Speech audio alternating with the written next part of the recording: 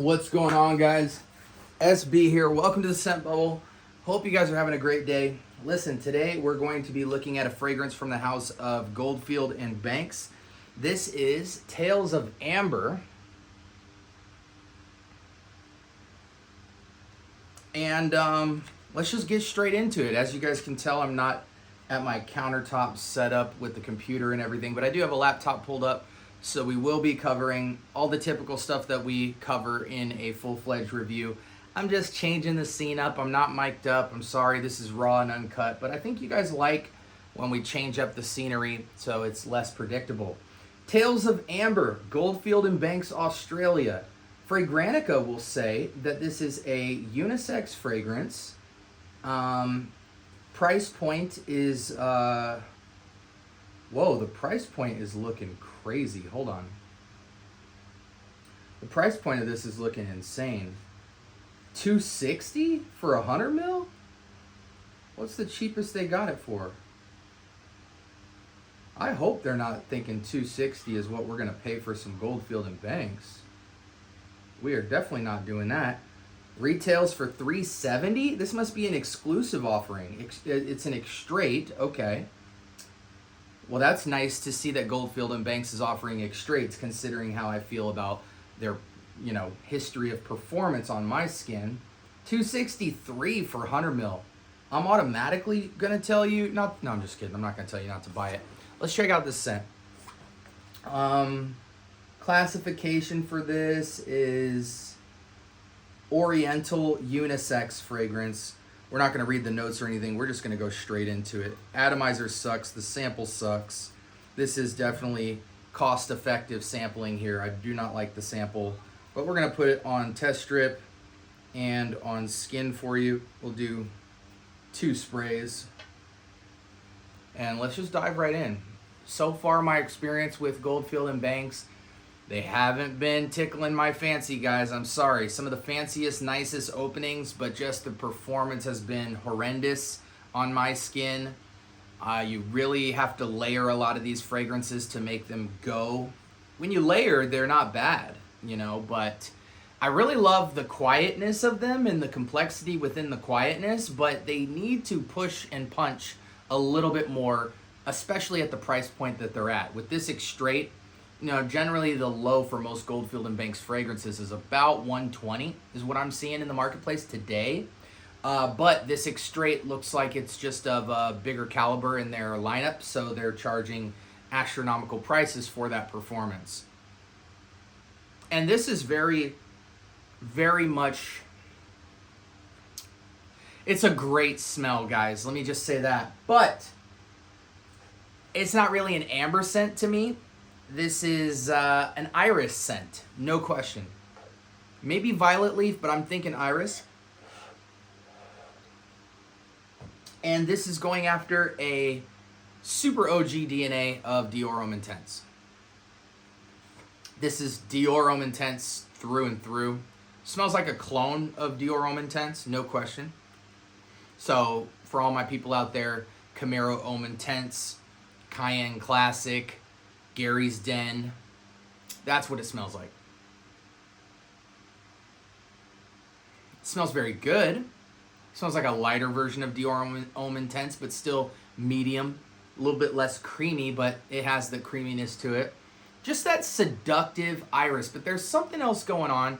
I don't know if it's a tobacco, something just kind of making it a little bit ashy, putting a nice texture under it. It's a really good smell, I can't lie, but the price point is just utterly ridiculous. It got a 3.97, so we'll round that up to a 4 out of 5. Only 400 votes, but still good enough to get your eyes in the realm of this. I'm sure there's iris and orris in this somehow. Let's check out the notes. Really liking this note pyramid. Top notes, orange blossom and moss. Middle notes, orris, cinnamon, musk, and labdanum. And base notes, we have ambergris, agarwood, oud. Agarwood is the tree, oud is the fungus. More labdanum, and vanillin. It's interesting that they wrote the compounds alongside the naturals. You don't really see that too often in the pyramid, but I respect it. I don't smell the moss. I don't smell the moss, the oud, barely the cinnamon because it's dominated by orris. Surprised they didn't put iris in it. Again, orris is the stem of the iris plant from what I understand. But this feels more like iris than orris. Orris typically is a cleaner, less sweet facet of the iris flower. But that's what they have listed. Maybe the orris plus the cinnamon is making, and the orange blossom is kind of making this iris accord. It's a great smell. I can't dock it. It does smell cheap though. I would prefer Dior Homme Intense over this. I also would prefer Gary's Den over this. It's closer to a combo between Cayenne Classic and Camaro Homme. Maybe even the new Noir from Arabiat Prestige. It's more like that opening. But it is a solid formula. Nothing's jumping out as weird. It's a smooth scent.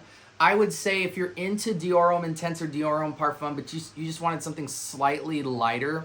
Matter of fact, I can think of a combo right off the bat that would serve this well. Let's pull out some Day 3's Edge of Eden on this composition, just for fun. I feel like this scent would radiate this profile and just completely change it. Woo-hoo! Okay.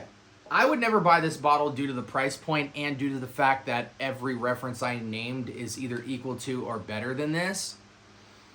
It's definitely more powerful than their other fragrances. It should. It's an extrait. And their other fragrances are light concentration eau de parfums. Again, not all eau de parfums are the same concentration. Eau de parfum is a percentage range. Matter of fact, let me look that up. What is... Let's see. I'm going to just look this up real quick. What is eau de parfum percentage concentration? So eau de parfum is typically 15 to 20% concentration. So you can have two eau de parfums. One could be 20, one could be 15. This feels, this does feel like a true 20% eau de parfum. Definitely doesn't feel like an extrait. It's not loud, it's not punchy, but it's middle class. On that Edge of Eden, it's absolutely stunning. Yeah, I wouldn't buy it at this price point, guys. You have tons of alternatives. I mean, I think if you want Dior Homme Parfum, you go Gary's Den all day long. If you want Dior Homme Intense, you go Cayenne Classic, Camaro Homme Intense. Even the Noir from Arabiat, even though the dries down to more of a Prada Luna Rosa Ocean and opens with a kind of Dior Homme Parfum remix, I still think it's equal to this. Yeah, it's just, it's been there, done that, guys. And it's kind of deceiving because when you read Tales of Amber, you think it's going to be an amber scent, and yet even in the Fragrantica reading, I don't even think they listed amber as a note.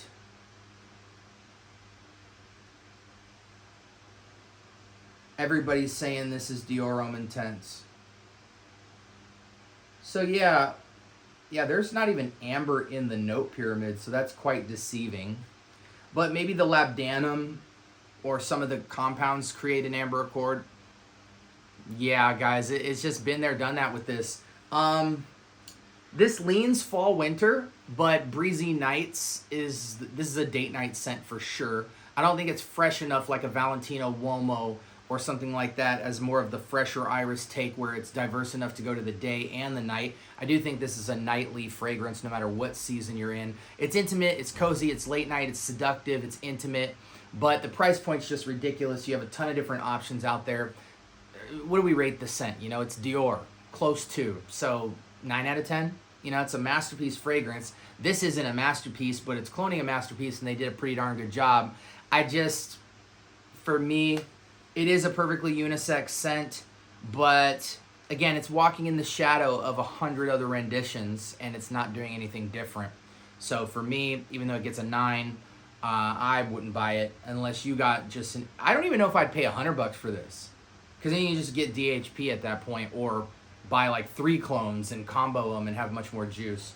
I don't know. I think this DNA is figured out, so to see people copying it and not innovating it and slapping a big price tag on it, it seems like a slap in the face. But yeah, this is Tales of Amber from Goldfield and Schwanks. You guys know how I feel about this brand. Yeah, there's not much to say.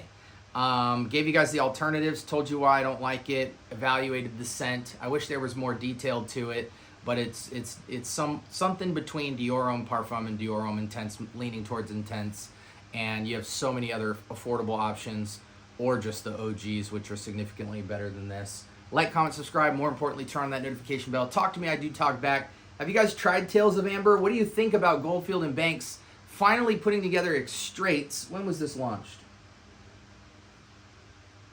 Launched in 2025. So they're starting to make extrait versions of their fragrances, but doubling the price. Are you guys down with that? If they're able to achieve the goal? I mean, Goldfield, and here's the hardest part about evaluating a house like this. They make good sense. They stand out a little bit in their kind of Australian coastal flavor of DNA profile.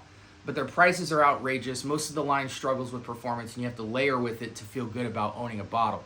Now, granted, people fly through bottles of Goldfield and Banks, Silky Woods, the Iris one, that's not this, or the Suede one, Pacific Rock Moss, Pacific Rock Flower, Island Lush.